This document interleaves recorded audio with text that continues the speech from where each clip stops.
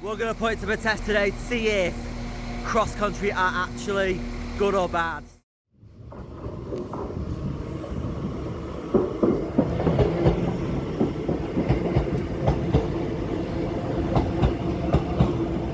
Hey Ron, this is Reece's Trains. You joined me this morning from York Station and we're going to try a train that I've heard a lot of criticism and bad reviews about. Yes, we're going to try CrossCountry's Class 221 Super Voyager to see if they are good or bad trains.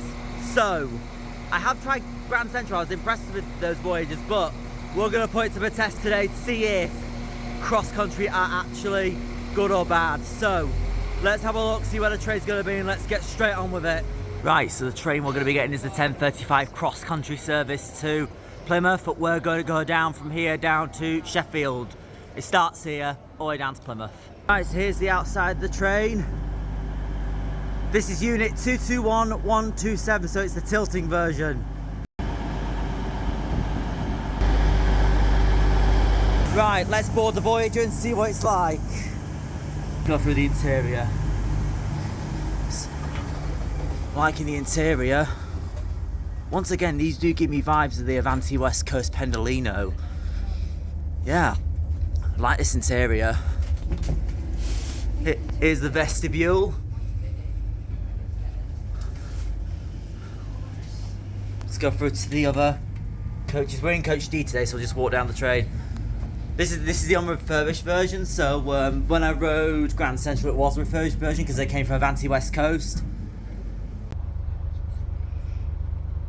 Right, so first time on CrossCountry's Voyager. Gotta say I like the interior, it looks really nice in here. As I said with the Voyager, last time I was on a Voyager I really enjoyed it.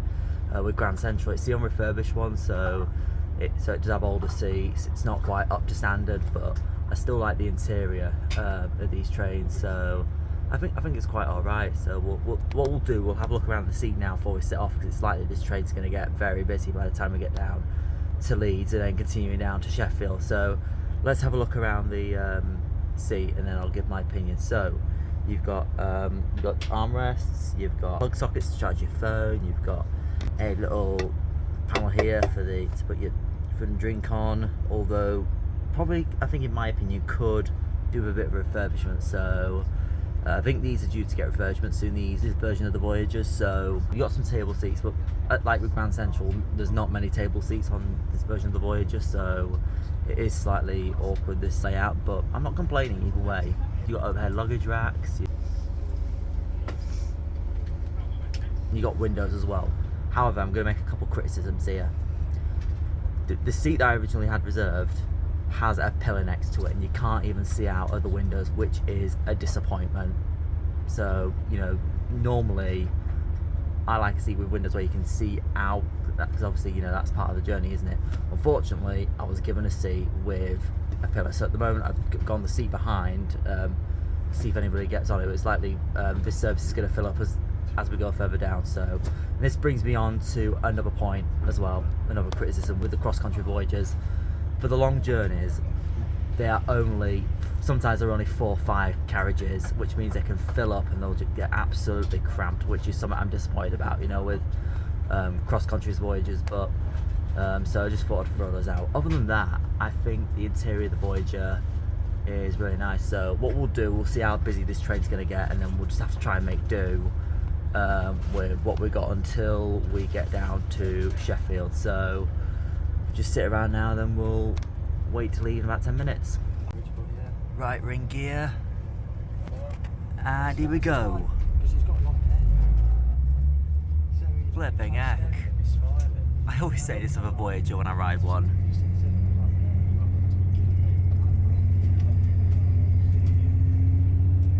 We're just leaving York, straight out. Flipping heck, we're speeding right out. Colton Junction. Well, that's not too bad. Being on a Voyager, it feels like being on a Pendolino. You know, it does give you that vibe, as I mentioned before, of a Pendolino. Now there has been some criticism about the Voyager. Some people say there's it's a bad smell, there's a foul smell on this particular Voyager, even though I'm refurbed. I'm pleased to say the air is clean here and there's no foul smell. So I think there used to be before there was a design flaw of it, but I think they've fixed it. So I'm pleased to say no foul smells on this train. Church Fenton. Right, so I've moved down to a more quieter area of the train. I've got to say it does feel better to be facing forward and a better view of the train as well. So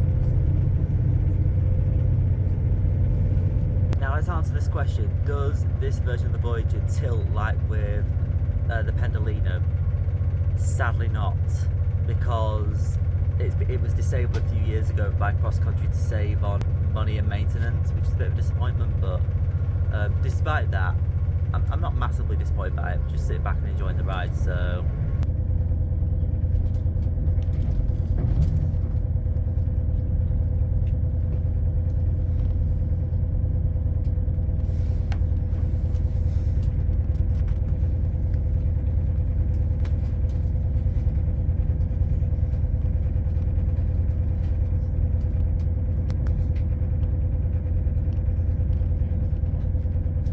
had these lights.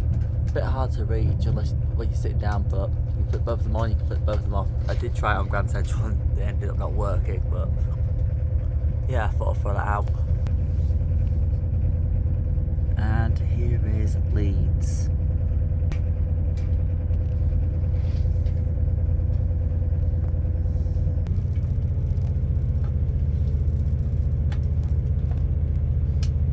Just leaving Leeds, and I am glad that I actually boarded the service at York, because it has actually got pretty busy now. So at least I was able to review it on the way down. So I'm actually glad that I went up to York and then got a service from York on the way down. So I think that was a good call.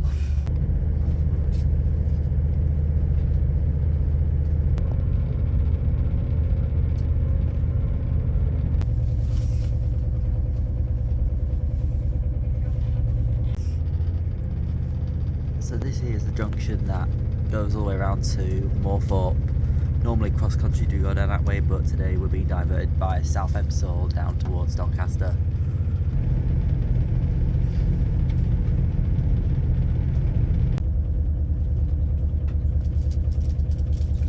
Here's Doncaster.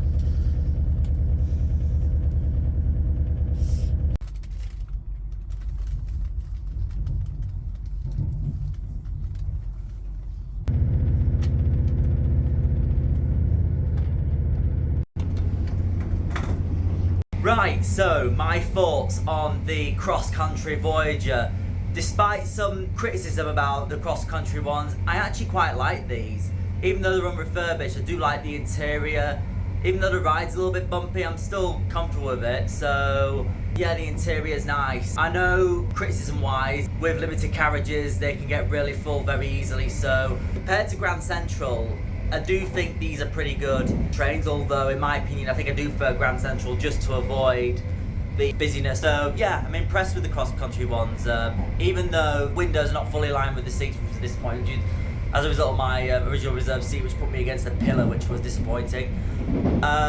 In terms of the Voyagers, I am hoping at some point in the future before they go out of service to try the Avanti West Coast Voyagers, so hopefully going to try those out at some point. But on the whole, again, as like with the Grand Central ones, any Voyager does give me Pendolino vibes a little bit, although the disappointment I will say, this train does not tilt, so I am slightly disappointed with that. But overall, on the whole, good trains, and I'm impressed. So yeah, not too bad. So I'll give it a little thumbs up, cross country. So yeah, we're now just arriving to Sheffield, and then we'll wrap the video up there. So yeah, here's Sheffield.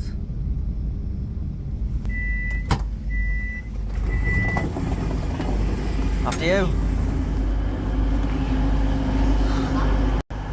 Right, so I've just come off my first ever Voyager. Not bad. I'd say I like these, even though I do prefer the Pendolinos though. So right, we've made it to Sheffield. So nice little ride on a Voyager all the way up from York. So yeah, I'm gonna have a little walk around for a little bit of fun and make my next video to go elsewhere. So hope you enjoyed the video. Thanks for watching, and I will see you in the next one. Bye bye.